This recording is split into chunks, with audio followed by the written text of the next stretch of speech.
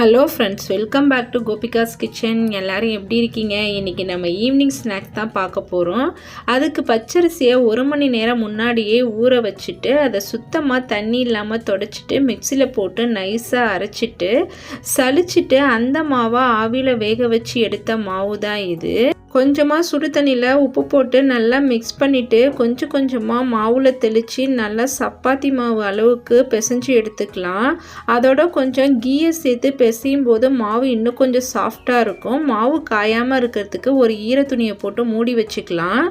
இதை நீங்கள் ரொம்ப பெரிய ப்ராசஸாக நினச்சிங்கன்னா கடையில் போயிட்டு கொழுக்கட்டை மாவு வாங்கி யூஸ் பண்ணிக்கிங்க. ஆமாம், இன்றைக்கி நம்ம கொழுக்கட்டை தான் பண்ண போகிறோம். என்கிட்ட பச்சரிசி இருந்ததுனால மாவு நானே ரெடி பண்ணிக்கிட்டேன். இப்போது பூரணம் ரெடி பண்ணிடலாம். இன்றைக்கி நான் பூரணத்துக்கு எள்ளு தான் எடுத்துருக்கேன். 1 கப்பு எள்ளை நல்லா வறுத்துட்டு மிக்சியில் போட்டு 2 சுற்று சுற்றிட்டு அதுக்கப்புறமா நம்ம வெல்லம் ஆட் பண்ணிக்கலாம். வெல்லத்தை சேர்த்து மறுபடியும் 2 சுற்று சுற்றிக்கலாம். உங்களுக்கு ஸ்வீட்னஸ் எந்த அளவுக்கு தேவையோ அந்த அளவுக்கு சேர்த்துக்குங்க. நான் அதோடையே கொஞ்சம் துருவின தேங்காயும் சேர்த்துருக்கேன். அப்புறம் 2 ஏலக்காய் சேர்த்துருக்கேன். இதோட லைட்டாக சால்ட்டு சேர்த்து மிக்ஸ் பண்ணிக்கலாம். அப்போ தான் டேஸ்ட் இன்னும் கொஞ்சம் தூக்கலாக இருக்கும். இப்போ நம்ம கொழுக்கட்டை பண்ண ஆரம்பிச்சிடலாம். நான் கொழுக்கட்டை பண்ணுறதுக்கு இந்த அச்சு தான் யூஸ் பண்ணியிருக்கேன். கொழுக்கட்டை அச்சு 2 பக்கமும் நல்லா நெய் தடவிட்டு இப்போ நம்ம 2 பக்கமும் கொஞ்சம் கொஞ்சமாக மாவு எடுத்து இந்த மாதிரி தட்டிக்கலாம். கொஞ்சம் மெலிசாக தட்டிக்கலாம். இப்போ இதோட நம்ம ரெடி பண்ணி வச்சுருக்க எள்ளு பூரணத்தை வச்சு நல்லா ப்ரெஸ் பண்ணிக்கலாம்.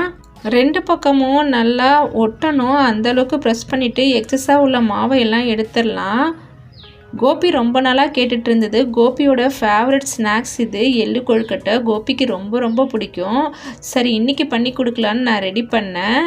இந்த அச்சில் ரொம்பவே சூப்பராக வருது. ஆனால் 2 பக்கமும் ஒவ்வொரு டைமும் நீங்கள் ஆயில் இல்லைனா கீ ஏதாவது தடவி எடுக்கணும். அப்போ தான் அழகாக வரும்.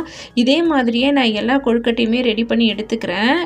இப்போ நம்ம வேக வச்சு எடுத்துக்கலாம். நான் இந்த பிளேட்டில் கொஞ்சமாக அடியில் கீ தடவி இருக்கேன்.